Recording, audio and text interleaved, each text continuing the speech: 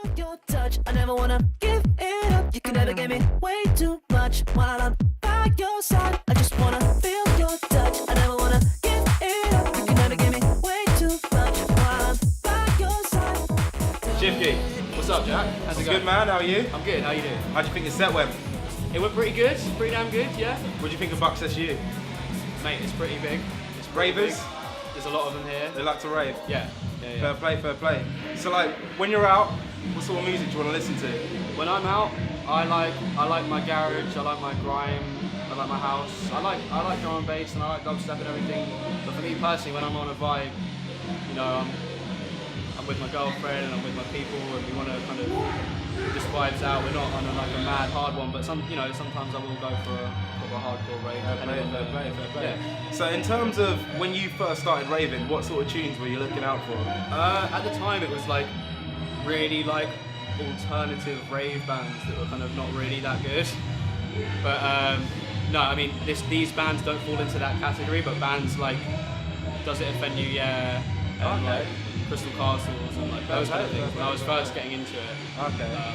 So in terms of yourself, when you first got into the music sort of industry, what sort of advice would you give to a up-and-coming student to get in there? I'd say just make as much music as possible, get as many options as possible, because you don't know what's going to blow until you blow.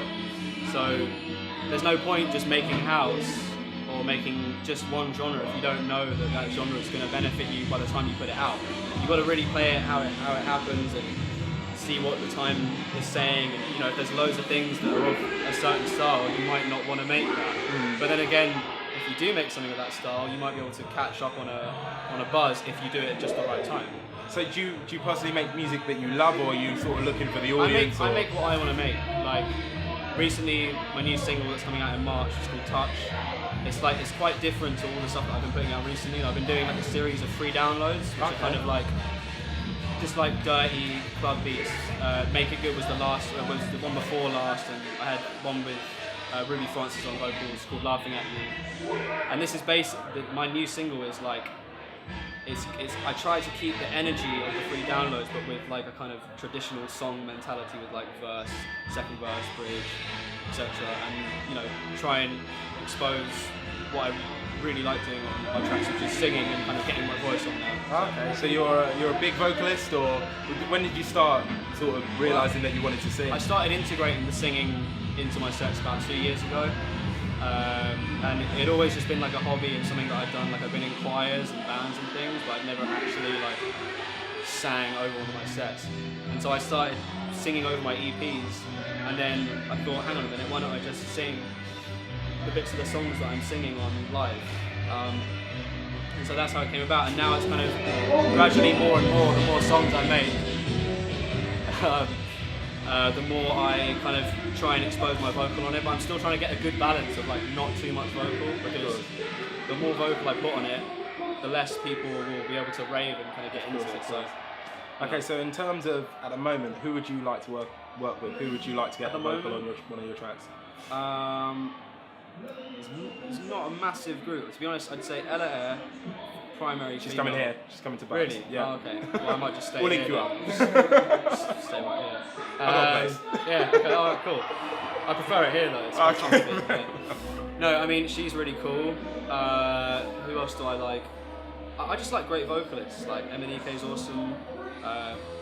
Quab's wicked. Massive, unbelievable singer. Yeah. I'm trying to think who else. I mean, producer-wise, not that many people scream at me as like, "Oh, I really want to work with you." I'm just doing my thing and just seeing what happens. I'm curious to do more rap features. Definitely, like I want to do like more US rap features, because I've got a couple of things that I can't really say at the moment, but Fair play. they're kind of leading in that direction. So. Okay, so in terms of UK grime, who would you like to work with? Grime. I've kind of got things on the move with the people that I want to get in with.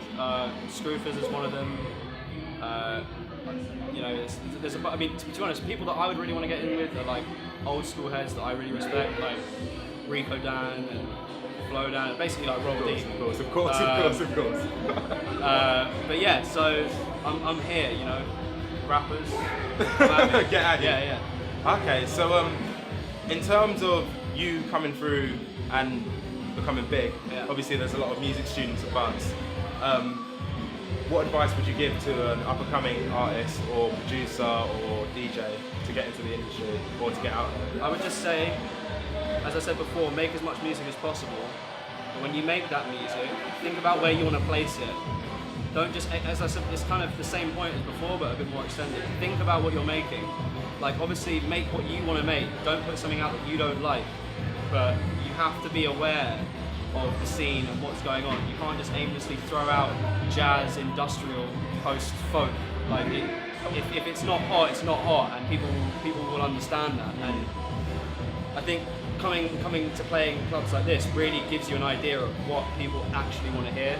Because you can sit in your bedroom all day long and make whatever you like, but until you start getting out there, and even just going out and listening to stuff in clubs, that can really help. But that's what I did, because I had no idea. I started playing in bands and stuff.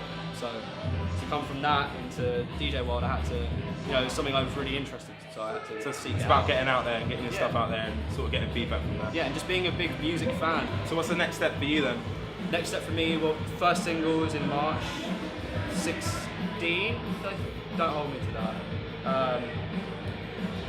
Yeah, that's coming out.